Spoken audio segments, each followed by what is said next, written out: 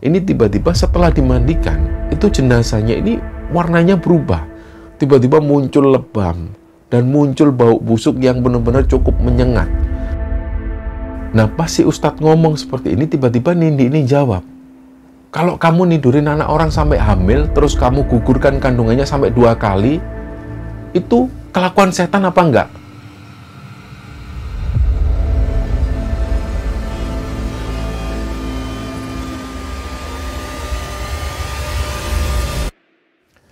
Bismillahirrahmanirrahim. Assalamualaikum warahmatullahi wabarakatuh. Sobat Kembara Sunyi dimanapun teman-teman berada. Pada kesempatan kali ini kami akan membagikan cerita yang dikirim oleh Sobat Kembara yang bernama Nindi yang asalnya dari Lampung. Sebelum kita masuk ke ceritanya, untuk teman-teman yang nonton tayangan ini dan belum subscribe, jangan lupa untuk subscribe lebih dulu agar channel Kembara Sunyi ini lebih berkembang lagi dan kami lebih bersemangat lagi dalam membuat konten-konten terbaru di Kembara Sunyi. Dan untuk teman-teman yang telah mendukung kami sejauh ini, kami mengucapkan terima kasih banyak. Semoga amal kebaikan teman-teman dibalas kebaikan berlipat oleh Allah Subhanahu wa Ta'ala.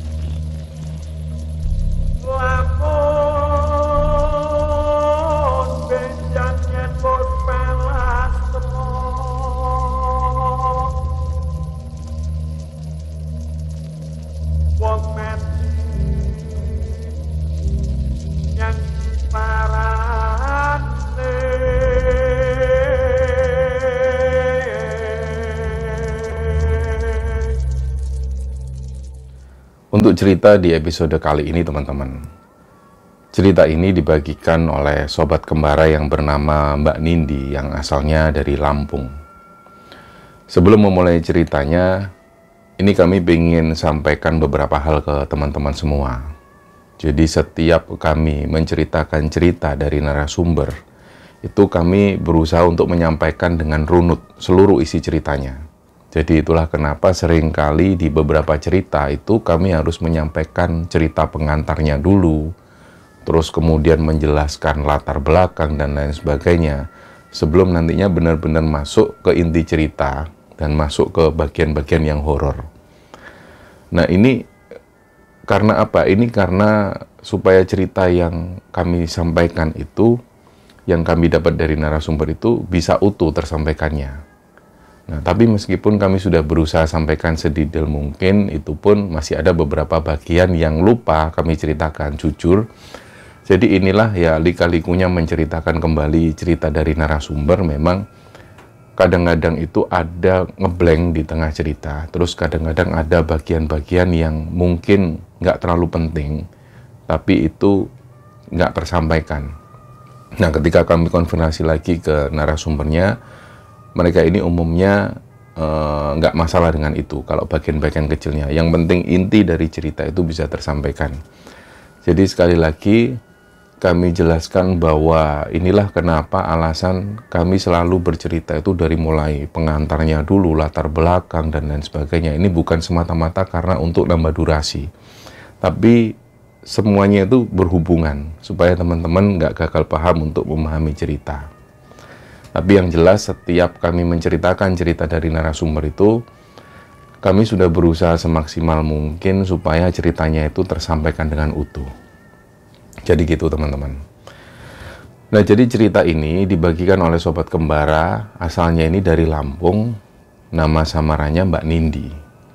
Mbak Nindi ini pernah mengalami beberapa peristiwa yang luar biasa dalam hidupnya, dan Mbak Nindi pada saat mengirim cerita ini itu beliau mengirim ceritanya dalam bentuk voice note.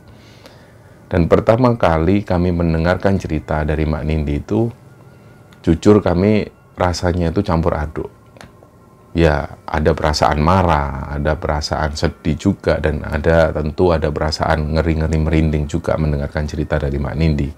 Karena kisah ini dialami sendiri oleh Mbak Nindi, dan benar-benar pada saat itu Mbak Nindi ini mengalami keterpurukan. Nah, pokoknya teman-teman harus mendengarkan terus cerita ini dari awal sampai akhir, karena setiap bagian cerita itu ada benang merahnya nanti. Dan semua cerita ini nantinya saling berkaitan. Nah, cerita ini berawal di tahun 2003, kejadiannya di Lampung. Waktu itu Nindi ini masih kelas 3 SD. Jadi Nindi ini punya sepupu perempuan, anak dari budenya. Nama sepupunya itu Dona. Dona waktu itu sudah dewasa. Usia Dona di tahun 2003 itu kira-kira 18 tahun lah. Nah, Dona ini parasnya cantik, dia itu putih dan agak tinggi. Dan pada tahun 2003 itu dia sudah bekerja, si Dona ini. Dia kerja, ikut sama bosnya. Dan bisa dibilang, Dona waktu itu adalah orang kepercayaan bosnya. Jadi waktu itu karena Dona ini sudah kerja dan dia sudah jadi kepercayaan bosnya, untuk urusan materi, Dona ini tercukupi. Bahkan dia waktu itu selalu memakai perhiasan emas-emasan kemana-mana jalan. Meskipun jalannya itu di kampung, dia selalu pakai perhiasan emas. Pokoknya selalu terlihat mencolok Dona ini. Cantik banget di desanya. Dan dari situ banyak cowok-cowok ini yang naksir Dona. Nah, Nindi sendiri ini juga sering main ke rumah Dona, karena bagaimanapun juga ya, Dona ini kan sepupunya. Bahkan kalau pas ketika ayahnya Nindi waktu itu lagi tugas keluar kota, Nindi sering dititipkan ke rumah budenya itu. Dan otomatis ya seringlah Nindi ketemu Dona, tidur satu kamar dengan Dona. Dan di tahun-tahun itu memang banyak cowok-cowok yang datang ke rumah Dona. Tapi mereka ini kayak nggak wajar. Pertemanan antara Dona dengan cowok-cowok ini kayak nggak wajar. Hubungannya itu sangat nggak wajar. Mereka main ke rumah Dona itu rame-rame. Dan umumnya cowok-cowok ini ketika main ke sana, ke rumah Dona itu, mereka selalu bawa minuman keras. Dan mereka itu minum di sana terus mabuk bareng di rumah si Dona ini. Jadi kalau pas Nindi nginep di rumah Dona, itu kerasa banget. Kalau pas malam hari ini suasananya rame banget. Kayak tempat-tempat karaoke semacam itu. Dan rata-rata yang main ke rumah Dona ini ya cowok-cowok semua. Mereka minum rame banget. Orang-orang yang ngomong, bercandaan. Dan kalau pagi itu ketika Nindi mau berangkat sekolah, di ruang tamu ini selalu kotor banget. Dan masih tercium aroma-aroma minuman keras. Terus di situ Nindi juga ngelihat di lantai ini banyak banget kulit kacang, sampah-sampah yang berceceran. Pokoknya kacau lah kalau tiap pagi. Dan itu sering terjadi. Jadi Nindi ini tahu sendiri siapa-siapa saja cowok-cowok yang datang di rumahnya. Dan kebanyakan cowok-cowok yang sering datang ke rumah Dona, itu Nindi tahu ini anaknya siapa, ini rumahnya di mana, karena banyak juga yang cowok-cowok ini berasal dari desanya Nindi. Dan perlu diketahui bahwa desa tempat Nindi tinggal di Lampung pada tahun-tahun itu, ini masih benar-benar kerasa suasana desanya. Bahkan transportasi di sana itu masih menggunakan andong, terus pedati ini kereta yang ditarik sapi, itu masih sering dijumpai di sana. Dan warga di sana ini juga masih sering menggunakan alat transportasi ini. Dan tiap-tiap rumah di sana itu, rumahnya ini rata-rata masih bangunannya dari kayu. Dindingnya itu masih terbuat dari kayu dan juga anyaman-anyaman bambu. Jadi inilah yang terjadi di sana. Memang suasana di desa itu masih sangat asri. Nah, suatu malam, Nindi ini nginep di rumah Dona. Seperti biasa, kalau malam itu suasana di rumah Dona ini rame banget. Banyak cowok yang datang ya, mereka minum-minuman, mabuk-mabukan. Terus Nindi ini tidur di kamar persis di samping ruang tamu. Jadi dia dengar banget suara berisik itu. Nah, dari dalam kamar itu, Nindi ini dengar. Mereka ngobrol, mereka bercanda-canda. Apalagi dinding yang ada di rumah itu kan masih kayu dan anyaman bambu. Jadi apapun yang mereka obrolkan itu Nindi pasti dengar. Nah, pas waktu Nindi ini di dalam kamar, dia awalnya masih dengar cowok-cowok ini ngobrol bercanda-canda. Terus tiba-tiba itu suasananya ini agak sepi. Hanya diselingi beberapa obrolan, dan gak lama setelah itu Nindi ini dengar ada suaranya Mas Andi. Mas Andi ini juga salah satu tetangganya Nindi. Tapi yang Nindi ketahui sekarang ini Mas Andi sudah meninggal. Jadi ceritanya waktu itu Nindi dengar ada suara Mas Andi. Dia itu ngomong ke cowok-cowok yang lain. Intinya si Mas Andi ini ngomong, habis ini giliranku yo. Waktu itu Nindi ini nggak paham maksudnya apa, karena Nindi masih SD waktu itu. Nah, belakangan pas Nindi ini sudah dewasa, barulah Nindi bisa memahami apa yang Mas Andi ucapkan malam itu. Dan Nindi jadi paham juga bahwa Donna ini ternyata sering ditiduri cowok-cowok. Dan cowok-cowok yang sering main ke rumah Donna ini hampir semuanya pernah meniduri Donna dan secara bergiliran. Jadi waktu itu ternyata Andi ini memang bergantian menggilir si Donna. Jadi singkatnya seperti itu, dan hal ini baru diketahui Nindi pas waktu Nindi ini sudah dewasa. Jadi ketika dia SD dia masih bertanya-tanya, kenapa ya kok mereka saling gantian-gantian apa? Barulah diketahui ketika dia sudah dewasa. Nah, pagi itu suasana ya seperti itu lagi. Kondisi ruang tamu kotor, banyak botol-botol bekas miras, bau asap rokok dan sampah itu berserakan di mana-mana. Ini kejadian seperti ini itu hampir terjadi 2 hari sekali. Terus suatu hari, Nindi ini pernah diajak ke puskesmas sama budenya, yaitu ibunya Donna ini. Budenya itu nganter Donna ke puskesmas. Nindi sendiri nggak tahu Donna sakit apa kok dibawa ke puskesmas. Padahal menurut Nindi, Donna ini baik-baik saja, sehat walafiat. Terus pas ada di puskesmas, Nindi ikut masuk di dalam. Dan Donna itu ternyata disuntik di bagian pantatnya. Nggak tahu ini suntikan ini bertujuan untuk apa, nggak tahu. Lagi-lagi Nindi nggak paham waktu itu karena dia masih SD. Dan belakangan pas Nindi sudah dewasa, barulah dia punya kesimpulan sendiri. Kemungkinan besar waktu itu ketika Donna disuntik di puskesmas ini, itu supaya Donna ini terhindar dari penyakit kelamin. Atau bisa jadi waktu itu Donna disuntik KB supaya dia nggak hamil. Jadi kayaknya budenya Nindi ini paham soal itu. Jadi mengantisipasi hal tersebut. Nah, singkatnya kira-kira 5 bulanan setelah itu tiba-tiba Donna ini nikah. Nah, kabar ini benar-benar mengejutkan orang kampung. Kok tiba-tiba nikah? Dan dia itu nikahnya sama cowok yang namanya Wito. Wito ini bukan golongan anak-anak yang sering main di rumah Donna. Nah, ceritanya Wito itu memang masih saudara sama Nindi dan Donna. Tapi saudara jauh banget. Singkatnya pernikahan Wito dan Donna ini pun digelar. Terus gak lama setelah pernikahan itu, belum sampai seminggu mereka nikah, Donna ini sudah hamil. Gak tahu gimana ceritanya, tentu banyak orang yang membicarakan hal ini. Mereka beranggapan ini pasti Donna sudah hamil lebih dulu sebelum pernikahan mereka digelar. Dan kayaknya anak yang dikandung Donna ini itu bukan darah dagingnya Wito. Nah, kenapa warga punya kesimpulan seperti itu? Karena semua orang, warga-warga desa ini tahu bahwa Donna ini sering bergaul dengan cowok-cowok lain. Dan dia ini sering digilir oleh cowok-cowok itu. Sedangkan Wito ini datang belakangan dan dia tiba-tiba langsung menikahi Donna. Jelas bahwa itu bukan anaknya Wito. Nah, singkatnya sebelum setahun, belum 1 tahun usia pernikahan mereka, itu di bulan Januari 2004, Donna ini melahirkan. Nah, singkatnya anak ini pun lahir, dikasihlah nama Randy.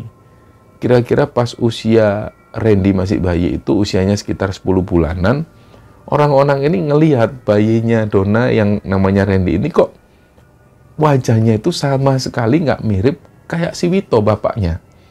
Malah menurut orang-orang, bayinya Donna ini itu kok mirip banget sama Pak Pur. Tapi akhirnya hal ini nggak sampai membesar. Ya istilahnya warga kemudian menyimpulkan ya wis lah, cukup tahu aja lah. Terus singkatnya berjalannya waktu, orang-orang ini masih terus ngomongin Donna dan Wito. Kira-kira waktu itu menginjak tahun 2005, di tahun-tahun itu baru muncul motor Suprafit. Motor ini keluaran terbaru. Jadi banyak warga desa yang mulai membeli motor ini. Ceritanya seperti itu.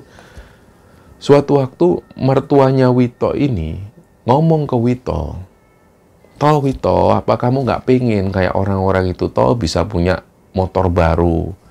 Itu orang-orang di desa ini loh hampir semua sudah punya motor. Kamu ini kapan?"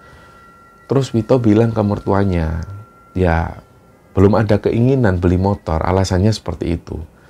Terus mertuanya ngomong lagi ke Wito, "Sudah gini aja, kamu aja nanti yang bayar uang mukanya, nanti biar aku yang bayar cicilannya tiap bulan." Ternyata Wito ngomong lagi ke mertuanya, dia ini belum ada niat untuk beli motor.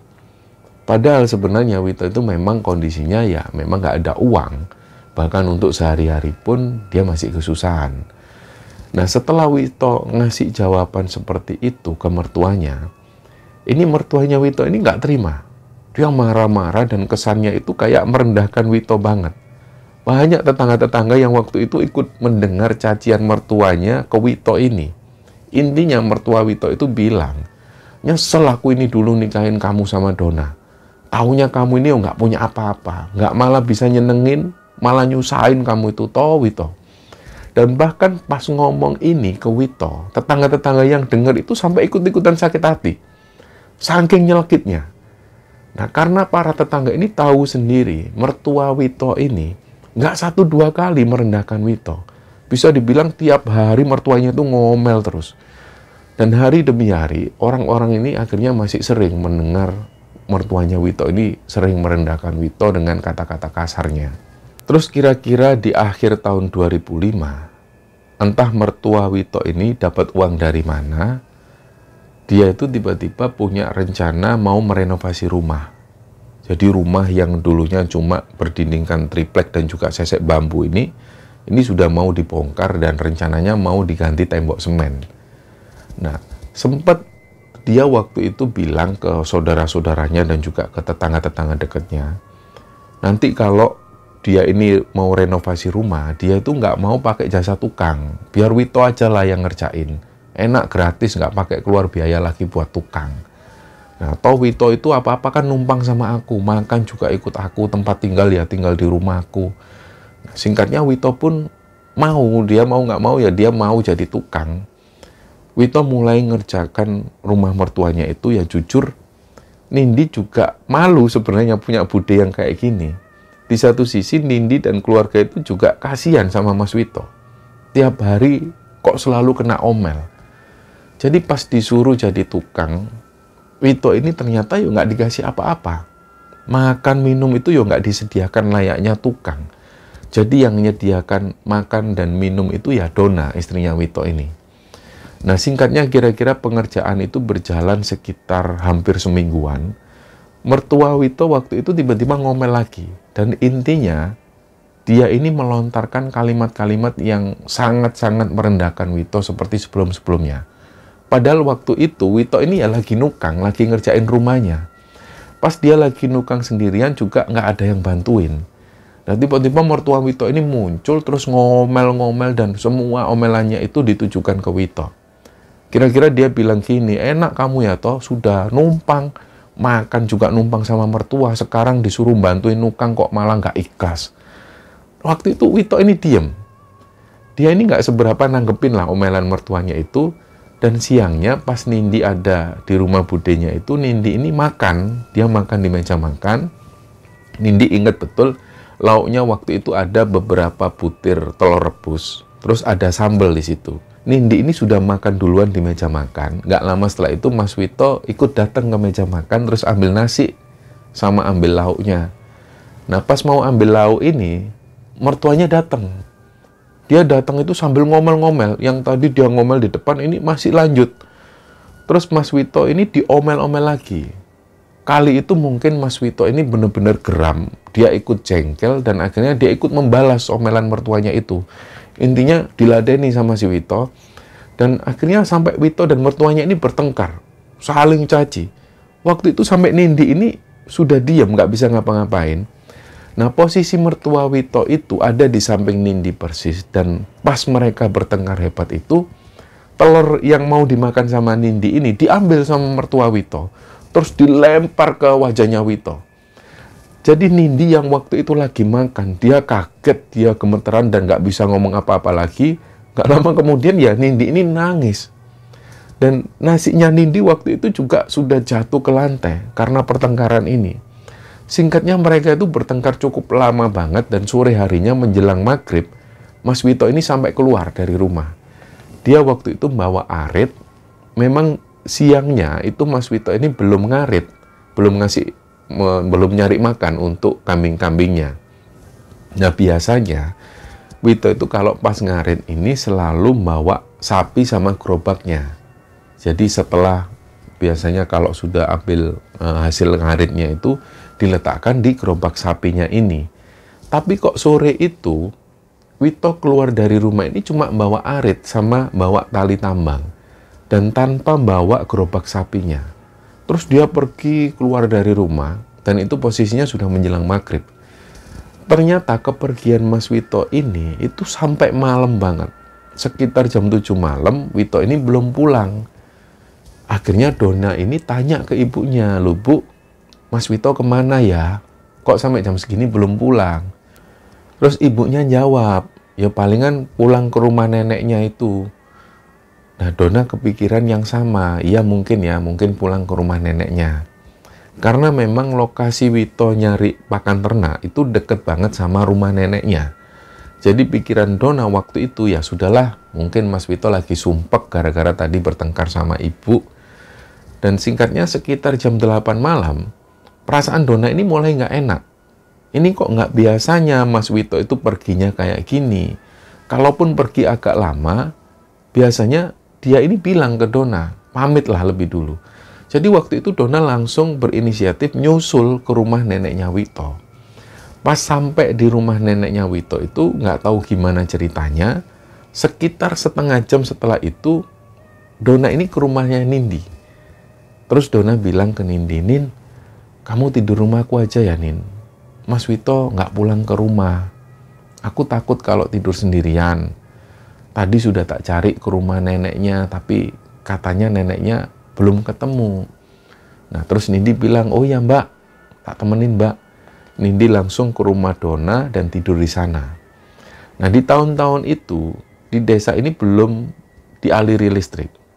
Singkatnya sampai hampir 3 hari, itu belum ada kabar dari Wito. Dan mulailah atas inisiatif dari Dona dan keluarga, mereka mulai mencari bantuan dari seorang dukun.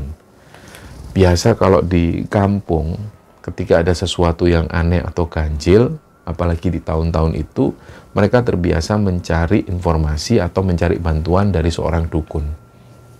Nah, dukun pertama yang didatengin Dona ini, si dukun itu bilang, "Ini suamimu masih ada di sekitar desa ini, tapi sukmanya itu nggak bisa dilepaskan." Intinya dukun yang pertama ini menyampaikan bahwa seperti itulah keadaannya, kondisi Wito masih ada di desa itu, cuma sukmanya ini nggak bisa dilepaskan. Terus lanjutlah ke dukun yang kedua. Di dukun yang kedua ini, dia menyampaikan, dia bilang bahwa suamimu ini posisinya sekarang ini lagi terikat dan nggak akan bisa lepas. Ya kira-kira seperti itulah. Jadi di samping mencari bantuan pada dukun, warga desa ini juga saling membantu untuk mencari keberadaan Wito. Mereka mulai masuk-masuk hutan, ada warga juga yang mulai menyebar menuju ke hutan jati, beberapa warga yang lain ini pergi menuju ke hutan-hutan karet. Pokoknya semua ditelusuri warga. Mereka pergi ke desa-desa lain di sekitar sana dan mulai mencari informasi dari warga sekitar. Macam-macam lah yang dilakukan oleh warga ini, pokoknya berbagai cara mereka lakukan untuk mencari keberadaan Wito. Nah singkatnya, sampai di hari ke-7 pencarian Wito, Dona dan keluarga ini belum dapat kabar jelas tentang Mas Wito. Dan di malam ke-7 inilah mulai ada berita yang simpang siur. Dan berita ini beredar di antara keluarga dan warga yang menyebabkan mereka ini jadi simpang siur lah beritanya.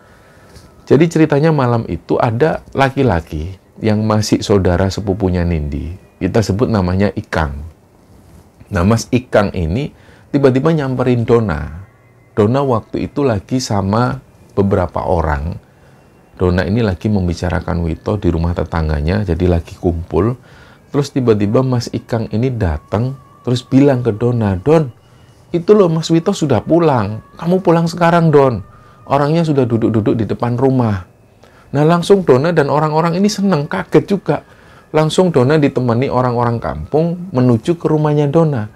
Ternyata pas sampai di rumah, Dona ini nggak ngelihat apapun. Rumah Dona dalam keadaan sepi. Dona sempat masuk sampai dalam rumah, masuk kamar. Dia nggak ngelihat sama sekali keberadaan Mas Wito. Dan Mas Ikang waktu itu yang menyampaikan informasi ini, itu wajahnya juga kebingungan. Dona dan orang-orang ini akhirnya tanya ke Mas Ikang, "Loh Kang, mana Kang? Katanya kamu ngelihat Wito tadi." Mas Ikang akhirnya bilang, "Loh iya, tadi aku ngelihat Wito. Wito ini sudah di rumahnya. Lawang malah aku ini sempat nyapa Mas Wito kok." Ikang sendiri ini nggak tahu kok tiba-tiba Wito sudah nggak ada lagi di sana. Kok secepat itu perginya? Aneh banget. Dan nggak lama setelah itu warga pun bubar. Dona sendiri nggak tahu lagi harus ngapain. Dia kemudian masuk rumah, sedangkan Mas Ikang sendiri waktu itu benar-benar masih nggak percaya. Mas Ikang menjelaskan lagi bahwa dia yakin kalau tadi itu dia benar-benar ngelihat Mas Wito. Nah, di hari ke-8, keluarga Dona ini pergi lagi ke dukun. Kedua kalinya mereka datang ke dukun dan sang dukun menjelaskan ke semua orang, terutama ke keluarga Dona ini untuk kalian semua, minta tolong ya, yang punya salah sama Wito, ayo minta maaf. Paling tidak ucapkan dalam hati kalian. Terus nanti malam, kalian gelar acara doa bersama, semacam tahlilan atau apalah. Dan setelah sang dukun ngomong seperti ini, itu keluarga dekat Dona ini langsung menyalahkan ke ibunya Dona, ke mertuanya Wito ini. Mereka itu beranggapan, ini Wito pergi dari rumah, itu karena sering sakit hati sama omongan ibunya Dona. Tiap hari Wito selalu direndahkan, dicaci, dan lain sebagainya. Pokoknya di bagian ini, ibunya Dona itu disalah-salahkan oleh semua orang. Dan di situ ibunya Dona pun mengakui kesalahannya. Dan pada saat yang bersamaan, persis di depan dukun itu, ibunya Dona ini sempat minta maaf untuk Wito. Dia ungkapkan penyesalannya, dia minta maaf setulus hati, minta maaf atas kesalahan-kesalahannya pada Wito. Nah, singkatnya malam itu mulailah digelar doa bersama dan juga tahlil. Nah, pas di tengah-tengah tahlil ini berjalan, Dona itu ngelihat di luar rumah itu ada orang yang jalan. Awalnya si orang ini jalan itu mondar-mandir. Terus diperhatikan seksama oleh si Dona ini. Kok dari perawakannya ini kok kayak Mas Wito? Terus diperhatikan lagi. Barulah di sini Dona yakin kalau orang yang jalan mondar-mandir ini adalah Mas Wito.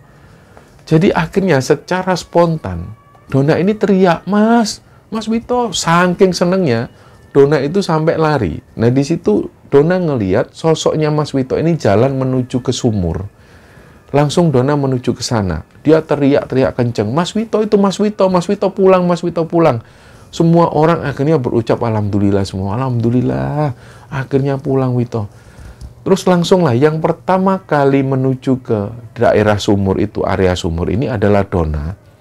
Dan Dona itu sambil manggil-manggil nama Mas Wito. Gak lama kemudian diikuti oleh beberapa warga. Akhirnya warga ini tanya, "Loh, Don, mana Mas Witonya?" Mereka sudah ada di area sumur. Karena menurut Dona ini sempat ngelihat Mas Wito itu tadi berjalan menuju ke area sumur. Sedangkan ketika sampai di area sumur, itu nggak ada siapapun. Bahkan nggak ada bekas apapun, nggak ada air yang tumpah atau apapun. Jadi benar-benar suasananya itu sepi. Disinilah seketika itu juga Dona itu diem, nggak bisa ngomong apapun. Dia cuma sedih. Dia sampai nggak habis pikir, ini yang terjadi barusan ini apa? Kok benar-benar kayak persis yang dialami oleh Mas Ikang sebelumnya ketika Mas Ikang ngelihat sosoknya Mas Wito. Kali itu Dona yang mengalami, dia ngelihat sosok Mas Wito, ternyata ketika didekati, sosok Mas Wito ini nggak ada. Jadi singkatnya malam itu nggak ada petunjuk apa-apa lagi. Ketika selesai tahlilan, warga pulang ke rumah masing-masing, dan keesokan harinya, warga ini heboh. mereka dikejutkan dengan sebuah berita. Ceritanya ada seorang warga yang tiba-tiba dia lari sambil teriak-teriak.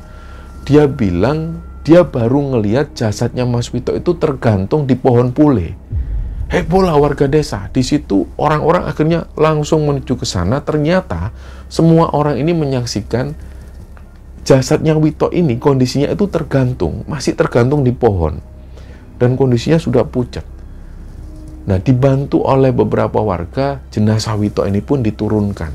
Ada juga beberapa warga ini yang histeris ngelihat jenazah Wito yang tergantung di situ.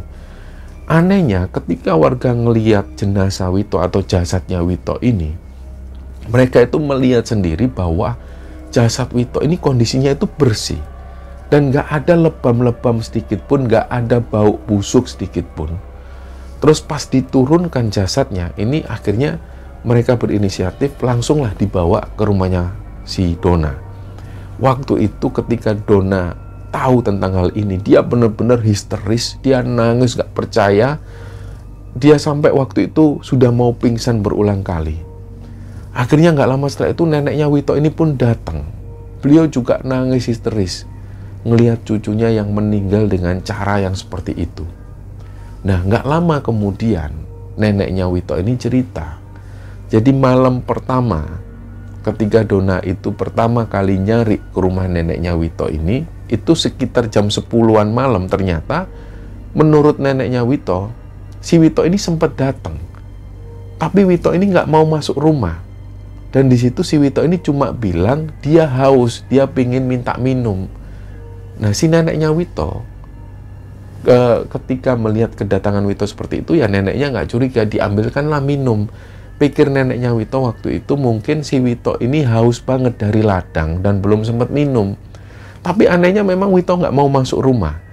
Dan setelah Wito ini minum air yang dibeli oleh neneknya itu, Wito pun pergi. Pokoknya suasananya aneh banget, tapi neneknya Wito nggak sempat berpikiran yang macam-macam. Nah, orang-orang ini bingung. Kalau memang Wito ini meninggal dari 7 hari yang lalu, ini anehnya kok jasadnya itu masih bersih. Nggak ada luka lebam dan nggak ada bau yang busuk sama sekali. Singkatnya, akhirnya setelah itu keluarga ini sepakat supaya nggak perlu ada otopsi-otopsi. Dan dari situ pihak kepolisian akhirnya nggak melanjutkan kasus ini. Singkatnya, kemudian orang-orang mulai menyiapkan keperluan jenazah. Seperti kayak tempat memandikan jenazah, kain kafan, batu nisan. Termasuk orang-orang ini sudah menyiapkan liang lahat untuk jenazahnya Wito. Singkatnya, jenazah Wito ini pun dimandikan, dan setelah dimandikan, keanehan terjadi. Jenazah Wito ini yang tadinya itu bersih, gak ada luka lebam, gak ada bau apapun, ini tiba-tiba setelah dimandikan, itu jenazahnya ini warnanya berubah. Tiba-tiba muncul lebam, dan muncul bau busuk yang benar-benar cukup menyengat. Pokoknya mayatnya Wito ini yang kondisinya itu tiba-tiba berubah secara total. Karena kondisi mayat Wito yang tiba-tiba berubah secara mendadak, langsung warga cepet-cepetan memakamkan jenazah Wito. Takutnya nanti kalau malah kelamaan, jasadnya malah semakin membusuk. Nah, kira-kira hampir 1 tahun setelah Wito ini dimakamkan, anaknya Dona yang namanya Randy itu kan sudah mulai besar. Perilakunya itu nakal banget dan kurang ajar banget. Sampai si Randy ini sering dijuluki anak setan. Kelakuannya itu benar-benar kayak setan. Nggak tahu apakah ini ada hubungannya dengan kelakuan Dona di masa lalu atau gimana. Yang jelas orang-orang ini sampai juluki si Randy itu anak setan. Saking nakalnya si anak ini. Nah, setelah kematian Wito, ada fenomena aneh yang disimpulkan oleh warga. Jadi ceritanya ada salah satu Pak D-nya Nindi. Kita sebut nama Pak D-nya ini Pak D Supri. Menurut warga, setelah Wito meninggal, itu secara tiba-tiba Pak D Supri ini langsung kaya mendadak. Tiba-tiba dia bisa beli motor baru, tiba-tiba bisa beli mobil baru. Dalam setahun, itu Pak D Supri ini langsung bisa beli mobil, itu 3 unit sekaligus. Rumahnya pun juga dibangun.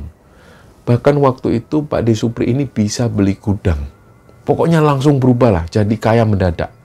Inilah kenapa akhirnya ada warga yang menyimpulkan bahwa Pak D. Supri ini pakai pesugihan.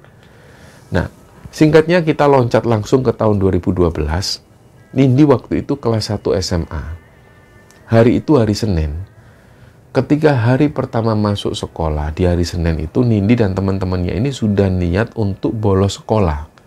Mereka bareng-bareng menuju ke sebuah kampung yang kampung ini agak jauh dari desa mereka. Dan rencananya mereka akan nonton pertunjukan jaran kepang di sana. Di masa-masa itu teman-teman, pertunjukan semacam jaran kepang dan pertunjukan-pertunjukan rakyat itu memang bisa dikatakan pertunjukan yang cukup mewah karena di sana jarang sekali ada hiburan. Jadi Nindi dan teman-teman ini sampai bela-belain bolos sekolah supaya bisa nonton jaran kepang ini. Jadi waktu itu mereka bolos sekitar 7 orang. Rame-rame lah mereka ini naik 4 motor. Semuanya berboncengan kecuali Nindi, dia sendirian. Pagi itu, pas mereka sampai di lokasi acara jaran kepang ini, Nindi langsung merasakan hawa di sana itu beda banget. Dia ngerasain kayak suasana, kayak baru ada orang yang meninggal, suasananya kayak gitu. Itu gak enak banget pokoknya. Terus pas acara jaran kepang ini berlangsung, Nindi ngelihat ada anak kecil perempuan, usianya itu kira-kira 10 tahunan. Si anak kecil perempuan ini rambutnya agak gimbal. Dia pakai baju putih yang agak lusuh. Kakinya itu kotor banget.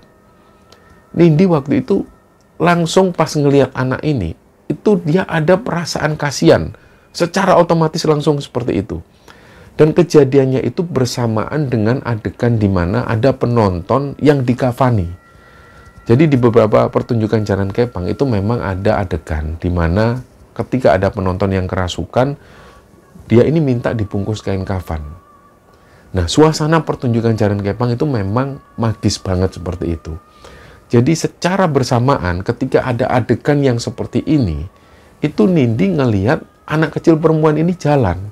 Langsung Nindi punya perasaan kasihan. Dia panggil lah si anak ini. Dek, dek, dek. Terus anak ini langsung digandeng tangannya sama Nindi. Nindi tanya, Dek, kamu nggak mau beli es? Si anak ini cuma geleng-geleng. Terus Nindi tanya lagi, loh kamu sudah makan, Dek? Dia geleng-geleng lagi. Nindi di situ semakin kasihan sama anak ini.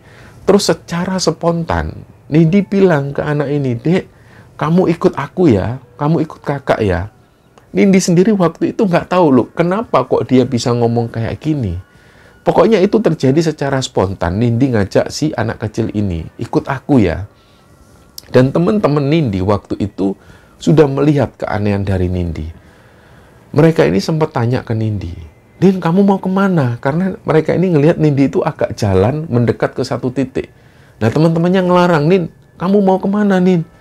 Jangan ke sana-sana loh, kalau nanti kamu ke sana malah kesurupan loh. Dan kata teman-teman Nindi di belakang hari, waktu itu memang di bagian telinga Nindi itu terlihat warna kemerah-merahan kayak memar. Dan pas ada salah satu temen Nindi yang megang telinga Nindi, itu dia ngerasain telinga Nindi itu panas banget. Kayak bener-bener kayak dia megang setrikaan. Intinya setelah pertemuan Nindi dengan sosok anak kecil perempuan ini, Nindi itu jadi sering kesurupan. Dan ini kesurupan itu terjadi hampir 1 tahun lamanya. 1 tahun. Nah, di bagian kesurupan ini, semua informasinya ini dirangkum atas berbagai kesaksian dari berbagai pihak yang pada saat itu menyaksikan Nindi ketika mengalami kesurupan. Nah, pada satu hari pas waktu sekolah, sebelum berangkat ke sekolah, Nindi ini sempat dijemput oleh salah satu temannya. Sebelum mereka berangkat, Nindi ini sempat minta bekal. Dia minta bekal ke ibunya. Dia langsung minta 2 porsi makanan.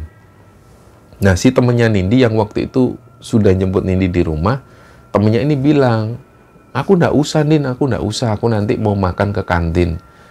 Nah, di situ Nindi ini pandangannya itu sinis ke temennya ini, terus dia bilang, lawang ini loh, makanan bukan buat kamu kok.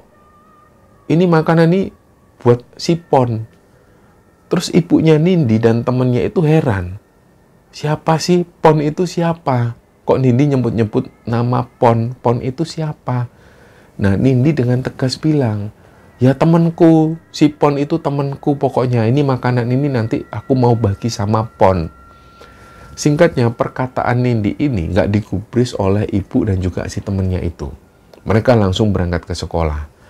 Dan sesampainya di sekolah, pelajaran pertama itu adalah pelajaran bahasa. Nindi ini tergolong anak yang bandel. Biasanya pas pelajaran sudah dimulai, Nindi itu biasanya belum masuk kelas. Dia baru masuk kelas itu kira-kira setengah jam setelah pelajaran ini dimulai. Tapi waktu itu menurut pengakuan dari teman-temannya Nindi, begitu Nindi datang ke sekolah, dia langsung masuk kelas. Ini nggak biasanya banget.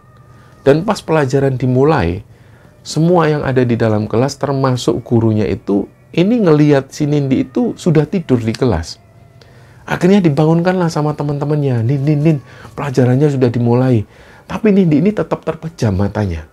Sampai waktu itu, guru yang ngajar ini langsung datengin Nindi, terus berusaha membangunkan Nindi. Bahkan sampai waktu itu gurunya ini dengan nada yang membentak membangunkan Nindi. Nah, ngelihat kondisi Nindi yang kayak gini, semua teman-teman satu kelas itu akhirnya diminta untuk membangunkan Nindi. Ayo tolong dibantu dibangunkan. Ini Nindi ini tidur apa pingsan? Nah ternyata waktu itu Nindi ini masih lemas badannya. Wajahnya pun juga pucat. Langsunglah dari situ gurunya ini bergegas menuju ke UKS manggil petugas yang ada di sana. Dan gak lama setelah itu dibantu teman-teman yang lain, Nindi pun diangkat dibawa ke UKS. Tapi karena kondisi Nindi ini masih terpejam matanya, wajahnya pun juga masih pucat. Akhirnya mulailah diteleponkan ke pihak puskesmas setempat. Dan gak lama setelah itu, pihak dari puskesmas ini datang, langsung memeriksa kondisi Nindi. Dan karena diperlukan penanganan khusus, Nindi akhirnya dibawa ke puskesmas untuk dilakukan pemeriksaan secara intens. Jadi waktu itu, kondisi Nindi ini masih lemes. Raut wajahnya juga pucat dan matanya juga masih dalam keadaan yang selalu terpejam.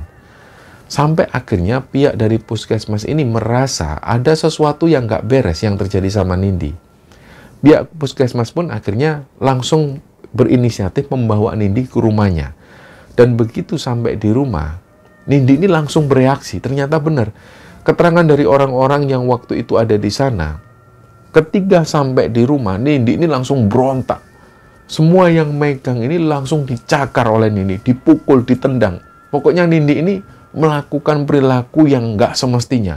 Dia loncat dari bawah menuju ke atas, dari atas ke bawah. Dia loncat, diobrak-abrik lah semua isi rumah ini. Semua barang-barang dilempar, dia teriak-teriak kenceng nggak karuan. Pokoknya hari itu, Nindi ini kesurupannya luar biasa. Hampir-hampir yang ada di sekitarnya itu terluka karena kelakuan si Nindi ini. Nah singkatnya, pas Nindi ini sadar, dia tiba-tiba kebangun, dia posisinya sudah ada di kamar. Yang dirasakan Nindi waktu itu badan ini rasanya capek semua, sakit semua. Rasanya dia itu pengen tidur terus. Dan di sini Nindi itu ngerasa kok heran, dia kok tiba-tiba sudah ada di rumah dan dia masih pakai seragam sekolah. Dan keesokan harinya pas dia ada di sekolah lagi, semua teman-temannya Nindi ini ngomongin tentang Nindi. Mereka semua cerita, dan cerita mereka itu secara detail ke Nindi.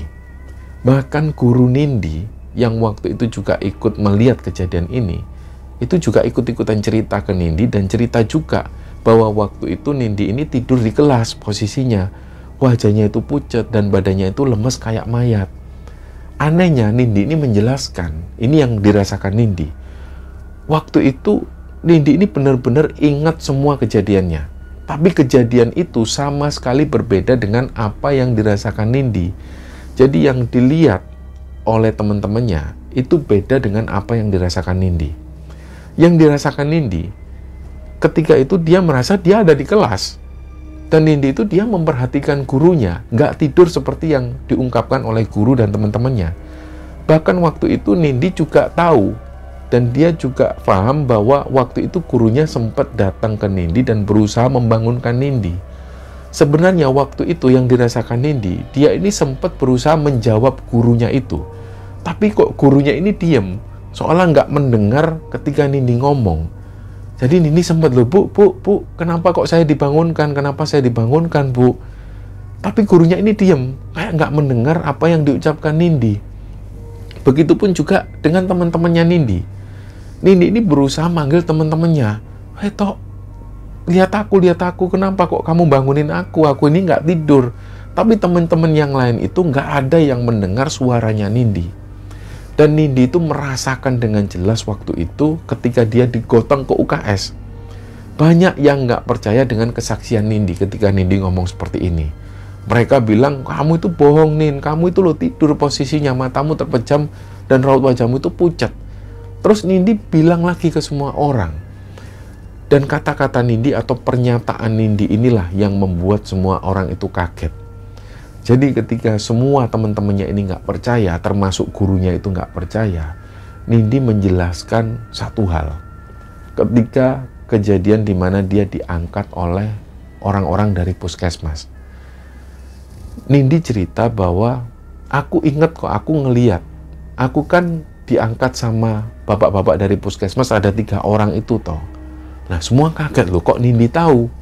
Padahal semua teman-temannya ini ngeliat ketika Nindi diangkat oleh orang-orang dari puskesmas itu, ini matanya Nindi itu terpejam, bener-bener kayak orang tidur.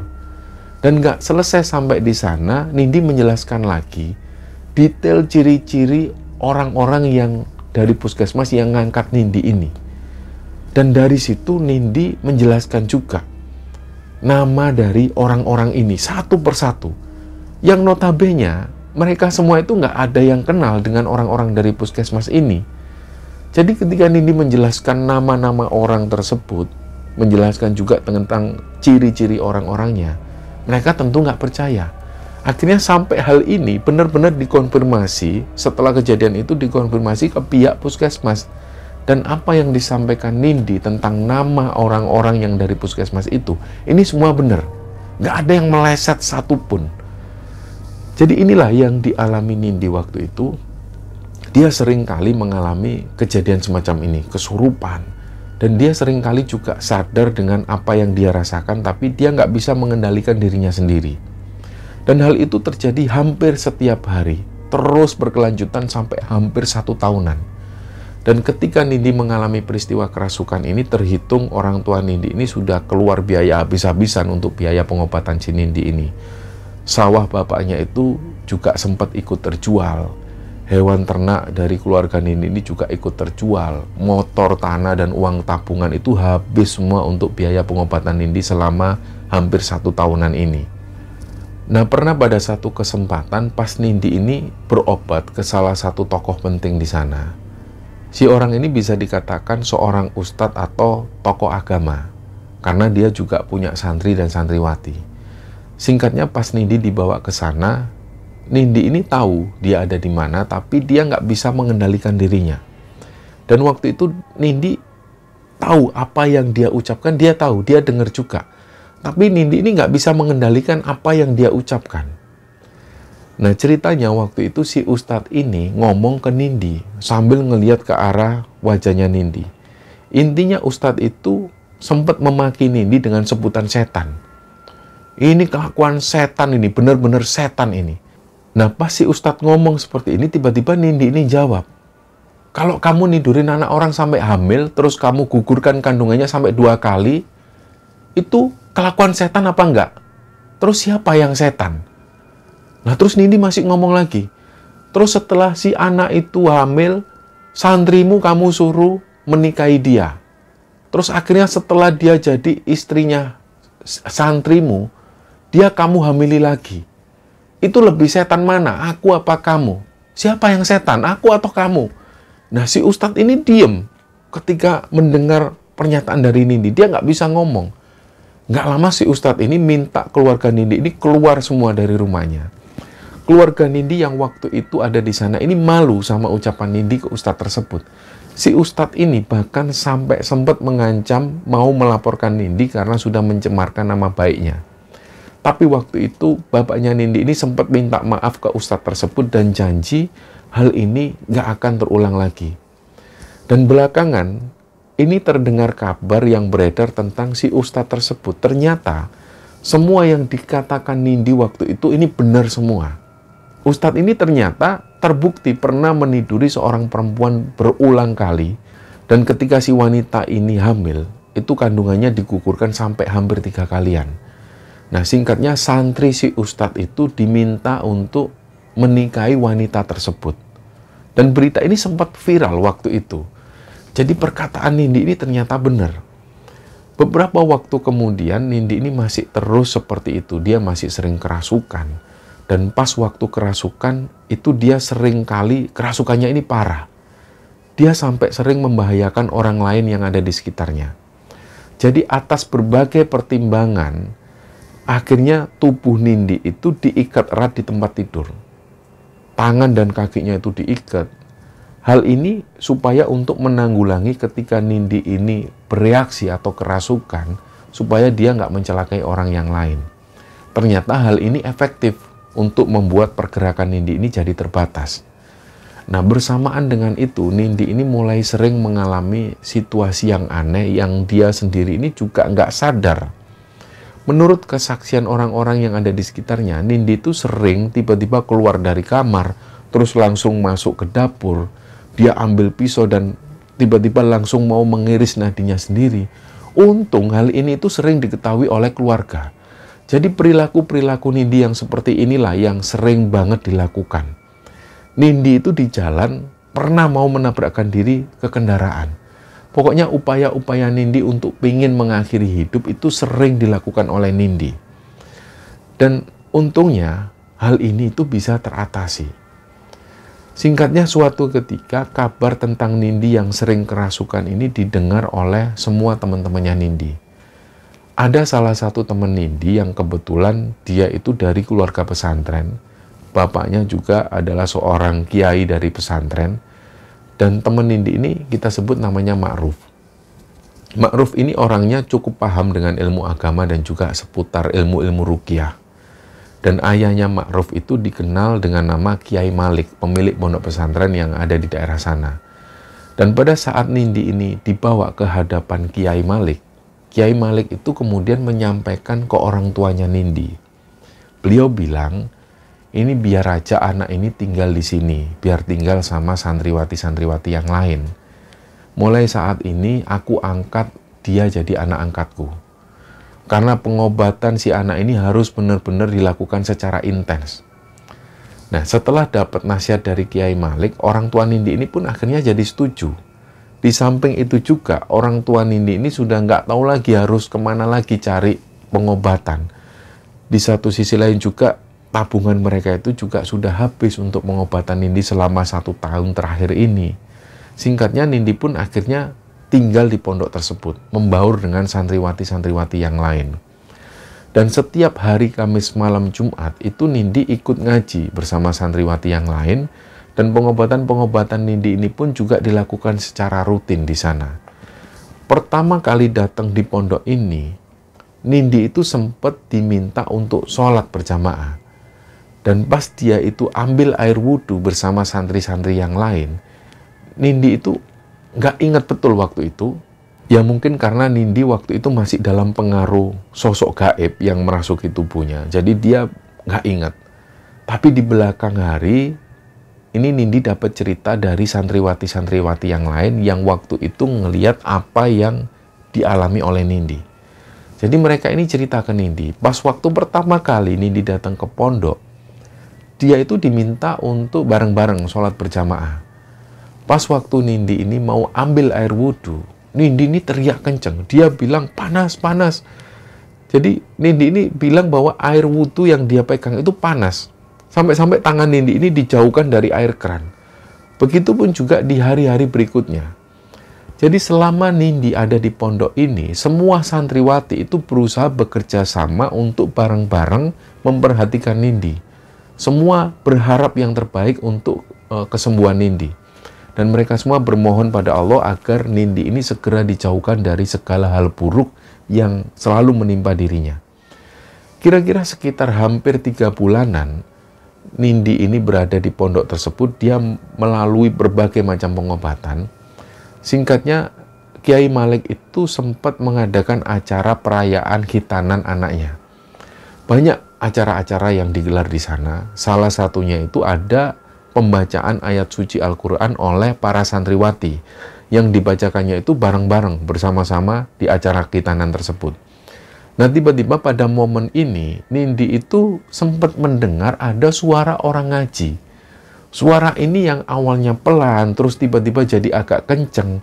Barulah di situ Nindi ini bisa mendengar dengan jelas suara santriwati-santriwati yang ngaji. Dan di situ secara langsung, Nindi ikut membaca bacaan ayat suci Al-Quran ini. Tiba-tiba di situ Nindi merasa dia benar-benar sadar. Gak ada lagi gangguan-gangguan pendengaran maupun gangguan tindakan yang di luar kendali Nindi. Semuanya itu jadi terang benderang. Dan semua akhirnya bisa diatasi oleh Nindi. Disinilah akhirnya Nindi kemudian benar-benar yakin kalau dia sudah sembuh. Dia yakin sudah terbebas dari gangguan makhluk halus yang selama ini bersemayam dalam tubuh dan pikirannya. Nindi akhirnya noleh ke beberapa santriwati yang lain dan dia sampaikan ke teman-temannya itu, "Alhamdulillah aku sudah sembuh, aku sudah sadar. Aku bisa lega banget dengar ayat-ayat suci Al-Quran ini." Nah, setelah mengetahui hal ini, Kiai Malik pun ikut senang.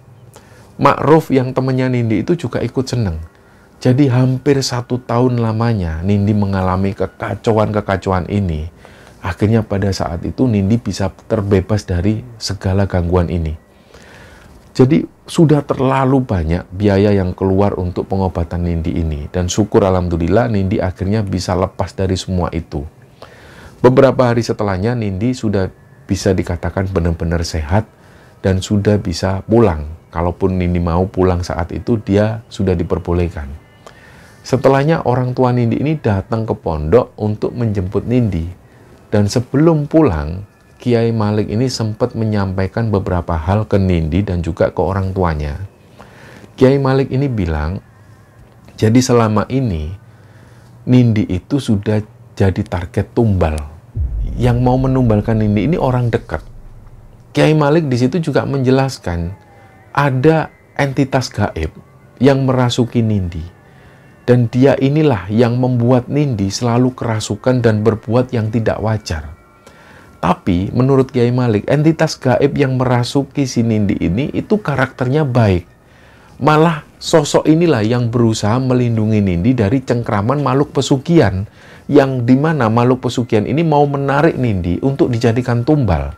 Nah, selama ini Nindi kerasukan itu, ini sebenarnya adalah bentuk perlawanan si makhluk halus yang ada dalam tubuh Nindi. Ini untuk menghalangi makhluk pesugihan yang mau menumbalkan si Nindi. Ceritanya seperti itu. Jadi bisa dikatakan ini adalah perang dua makhluk halus. Nah, pas waktu mendengar pernyataan Kiai Malik ini, Nindi dan orang tuanya itu langsung kaget. Langsung secara berbarengan mereka beranggapan, siapa lagi yang jalani pesugihan kalau nggak Pak De Supri? Karena selama ini Pak De Supri juga cara dia meraih kekayaan itu agak aneh. Tiba-tiba dia kaya dan tiba-tiba dia bisa beli ini, itu, dan lain sebagainya. Pokoknya aneh banget. Dan benar dugaan orang-orang selama ini ternyata Pak De Supri ini benar-benar menjalani pesugihan. Parahnya, kalau memang Pak De Supri ini menjalani pesugihan, kenapa kok Nindi yang jadi target utamanya? Kenapa kok dia yang mau ditumbalkan? Nah, singkatnya, sepulangnya dari pondok itu, perwakilan dari keluarga Nindi ini langsung menuju ke rumah Pak De Supri. Mereka langsung menanyakan kebenaran tentang pesugihan yang dilakukan Pak De Supri. Tapi Pak De Supri waktu itu nggak ngaku. Pak De Supri cuma bilang, "Loh, aku ini nggak ngapa-ngapain kok. Ngapain aku ngelakuin hal-hal yang kayak gitu? Enggak lah. Nggak mungkin aku tega." Dan karena Pak De Supri waktu itu sudah menyangkal, jadi keluarga Nindi ini pun percaya. Nah, berjalannya waktu, Nindi ini jelas bersyukur bisa lepas dari semua itu. Dia pun akhirnya bisa mengikuti ujian nasional di sekolah. Dan setelah lulus SMA, Nindi melanjutkan kuliah di Jogja.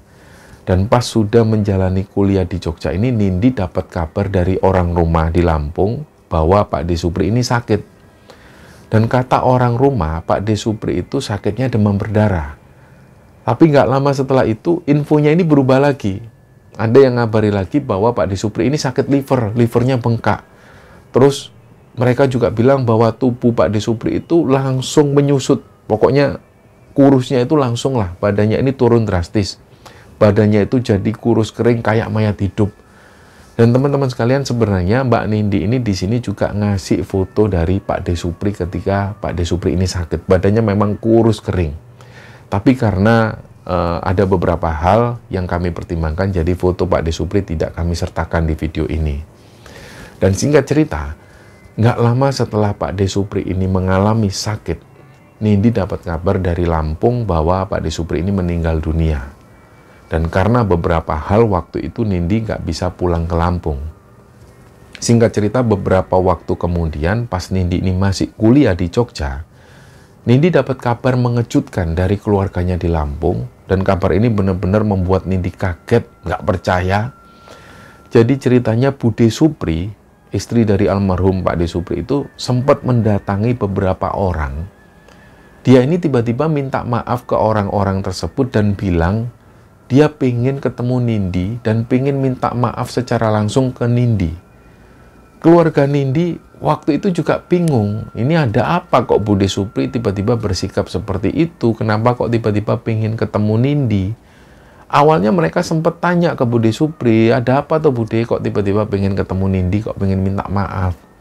Tapi Bude Supri ini nggak mau, pokoknya aku pengen ketemu Nindi sendiri. Dan setelah dijelaskan orang tuanya Nindi bahwa Nindi ini nggak bisa pulang karena jadwal kuliahnya masih padat, akhirnya Bude Supri ini pun bilang, dia ngaku belak-belakan waktu itu. Ternyata selama ini Bude Supri mengakui suaminya, yaitu Pak De Supri, ini menjalani ritual pesugihan. Dan di dalam ritual pesugihan itu membutuhkan tumbal supaya pesugihan ini jalan lancar. Bude Supri ini mengaku awalnya dia nggak tahu menahu soal tumbal itu, karena semuanya adalah keputusan dari Pak De Supri. Tapi belakangan menjelang wafatnya Pak De Supri, Bude Supri ini akhirnya jadi tahu siapa-siapa saja yang ditumbalkan oleh Pak De Supri selama ini. Dan betapa kagetnya semua orang yang mendengar pernyataan dari Bude Supri waktu itu, ternyata tumbal pertama mereka itu adalah Mas Wito, suami Dona. Dan tumbal kedua mereka adalah Anto, anak dari budinya Nindi yang lain. Dan tumbal ketiga yang sudah mereka targetkan ini adalah Nindi. Tapi nggak tahu kenapa. Kenapa kok target menumbalkan Nindi ini gagal? Karena banyak sebab. Inilah yang membuat Pak De Supri akhirnya harus menanggung akibatnya. Jadi makhluk pesugihan yang selama ini membantu Pak De Supri meraih kekayaan, ini dia nggak terima karena tumbalnya belum dipenuhi. Disitulah pada akhirnya Pak De Supri mengalami siksaan mental dan juga fisik di akhir hidupnya. Dan ini juga menjadi alasan kenapa Bude Supri ingin minta maaf ke semua orang yang pernah dijadikan korban. Bude Supri ini nggak mau, dia juga mengalami siksaan yang sama menjelang ajalnya seperti suaminya. Jadi dari situ Bude Supri ini bersikeras pengen ketemu Nindi. Dia pengen minta maaf benar-benar ke Nindi. Setelah sebelumnya Bude Supri juga sudah minta maaf ke Dona dan menjelaskan hal ini kepada Dona. Nah besoknya Nindi ini berhasil dihubungkan via telepon dengan Bude Supri itu. Di situ Bude Supri ini minta maaf sambil nangis-nangis. Bude Supri juga bilang dia pengen minta maaf langsung ke Nindi, bahkan kalau perlu Bude Supri akan sujud persis di hadapan Nindi. Bude Supri juga menyampaikan saat itu ketika beliau telepon, beliau ini dalam keadaan sakit dan belum tentu selanjutnya bisa ketemu Nindi lagi. Tapi Nindi ini masih nggak mau memaafkan. Dan pas mendengar kabar bahwa Nindi ini sengaja mau ditumbalkan untuk pesugihan Pak De Supri, Nindi benar-benar marah. Dia benar-benar nggak terima. Selama hampir 1 tahunan lebih Nindi menderita. Sampai-sampai waktu itu Nindi ini sempat berpikir kalau selama ini dia diguna-guna oleh mantan pacarnya. Dia sampai pernah berpikiran negatif semacam itu. Ternyata dia mengalami siksaan-siksaan selama hampir tahun itu ternyata oleh Pak D-nya sendiri. Nah intinya dalam percakapan telepon ini, Nindi ini masih belum bisa memaafkan Bude Supri. Dan juga tentunya dia belum bisa memaafkan almarhum Pak De Supri. Nindi bahkan sempat marah-marah ke Bude Supri. Dia bilang, kenapa kok aku yang kalian jadikan tumbal? Kenapa kok nggak anak-anakmu? Kalian kan punya anak 3. Kenapa nggak ketiga anakmu yang kalian tumbalkan? Kenapa kok harus orang lain? Kenapa kok Mas Wito, kenapa Anto, dan kenapa aku? Kenapa Bude? Bude bisa jawab nggak? Nah, disinilah Bude Supri ini menjelaskan sambil nangis sesenggukan. Kata Bude Supri, itu ketentuannya ini harus wetonnya itu yang hampir-hampir sama. Dan mereka-mereka yang ditumbalkan, itu haruslah getih legi atau darah manis dalam istilah mereka. Karena katanya, getih legi itu mempunyai weton yang khusus. Dan kalau weton jenis ini ditumbalkan, itu biasanya ritual pesugihannya ini cepat terkabul. Dan ternyata Wito, Anto, dan juga Nindi ini mempunyai weton yang sama. Dan semuanya termasuk weton dengan getih legi. Dan pas mendengar penjelasan dari Bude Supri ini, Nindi masih tetap nggak mau terima. Dia nggak peduli mau getih legi, mau getih wangi, atau apapun itu. Nindi ini cuma nggak terima, kenapa kok harus Nindi yang ditumbalkan? Kenapa kok juga harus Mas Wito? Kenapa harus Anto? Nindi benar-benar nggak terima. Tapi Bude Supri terus-terusan minta maaf dan dia menjelaskan berulang kali ke Nindi bahwa dia nggak tahu apa-apa. Dia ini selalu bilang, Bude ini nggak tahu apa-apa, Dok. Yang tahu semua itu ya Pak Demu. Dan Bude Supri selama ini hanya mengikuti arahan dari suaminya, yaitu Pak De Supri ini. Nah, intinya dalam percakapan di telepon itu, Nindi belum bisa memaafkan Bude Supri dan juga almarhum Pak D-nya. Telepon ini pun berakhir. Dan kira-kira 2 hari setelah itu, Nindi ini sempat menceritakan hal ini ke Ma'ruf, ke temannya Nindi yang anak kiai itu. Dari situ si Ma'ruf ini bilang, wis toh, sudahlah, kamu maafin aja, ikhlaskan semua.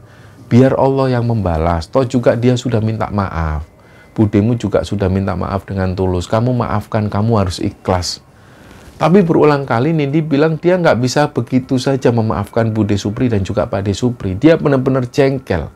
Hidupnya hancur gara-gara mereka. Dan dari situ terjawab semua kenapa Nindi ini sering melakukan hal-hal yang di luar nalar. Bahkan dia pingin seringkali mengakhiri hidup tanpa Nindi sadari. Kemungkinan besarnya yang terjadi sama Mas Wito juga seperti itu. Nindi ini yakin pasti sebelumnya Mas Wito juga sering mengalami hal ini dan puncak-puncaknya akhirnya Mas Wito pun mengakhiri hidupnya dengan cara gantung diri. Nah, di situ dalam obrolan ini berulang kali Ma'ruf menjelaskan ke Nindi supaya dia ini diminta untuk ikhlas. Sudahlah, maafkanlah Bude Supri. Semua serahkan kepada Allah. Pada akhirnya di titik kelemahan Nindi, Nindi pun akhirnya dia nangis. Dan dia berkata dalam batinnya, ya sudahlah, aku ikhlas. Dia pun akhirnya sampaikan hal ini ke Ma'ruf, ya sudah, aku berusaha ikhlas, aku ikhlas, biar tak ikhlaskan semua. Nah, setelahnya akhirnya Nindi menghubungi keluarga yang ada di Lampung. Nindi ini bilang ke ibunya, Bu, tolong sampaikan ke Bude Supri, ini Nindi sudah memaafkan semua. Nindi juga sudah memaafkan almarhum Pak De Supri. Nindi ikhlas, Bu. Semoga dibalas kebaikan sama Allah. Nah, ibunya Nindi ini bilang juga bahwa pas Nindi waktu itu telepon ibunya, ini kondisi Bude Supri itu juga kondisinya lagi koma. Terus ibunya juga bilang, ya wes setelah ini ibu ke rumah Bude Supri lagi. Ibu mau sampaikan ke Bude Supri kalau kamu sudah memaafkan, Dok. Nah, setelah Nindi tutup telepon, Nindi kembali beraktivitas. Karena waktu itu dia masih kuliah di Jogja. Nindi ingat betul, pada saat Nindi ini telepon ibunya, itu sekitar jam 4 sore, terus kemudian dia kembali lagi beraktivitas di kampus, dan kira-kira jam 7 malam, kira-kira sekitar 3 jam setelah itu, Nindi ini dikabari salah satu sepupunya yang ada di Lampung bahwa Bude Supri ini meninggal dunia. Dan Nindi ini sempat kaget mendengar kabar tersebut.